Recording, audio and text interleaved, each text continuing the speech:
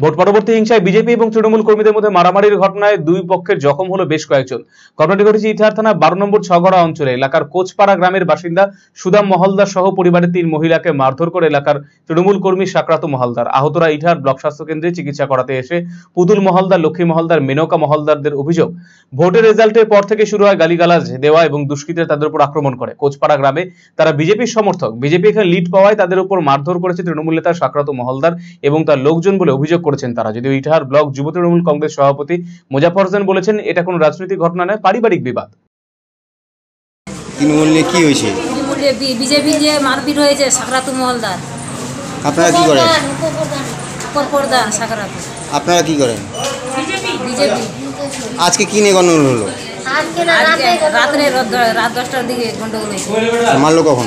রাত্রেই মারেছে গন্ডগোল। 10টার দিকে মাল খাই আছে, আমাদের দরজাতে গাল দিচ্ছে আমাদের। আমরা ভাত খাই ঘুমাই গেছি, যেমন ভাষা খারাপ খারাপ গাল শুনেছি। বার থেকে আমাদের তারাই দিবে সেগুন দুই স্বামী স্ত্রী উঠে সেগুন বললাম কি বলছো এলা। আমরা ঘুমাই গেছি, আবার দরজাতে আবার এত আসে চিল্লাচিল্লি করছে।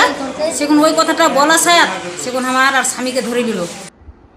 দেখুন, আমি শুনেছি যে গতকালকে আমাদের ইটাহার ব্লকের ছয়গড়া অঞ্চলের শান্তিপুর কোচপাড়া গ্রামে একটা মারামারি হয়েছে। সেটা তাদের ব্যক্তিগত সমস্যা, পারিবারিক সমস্যা, পাড়ার লোকেদেরকে নিয়ে। গতকালকে একটা বিয়েবাড়ির অনুষ্ঠান ছিল। সেই বিয়েবাড়ির অনুষ্ঠানে প্রচুর লোক বিয়েবাড়ি নিয়ে ব্যস্ত ছিল।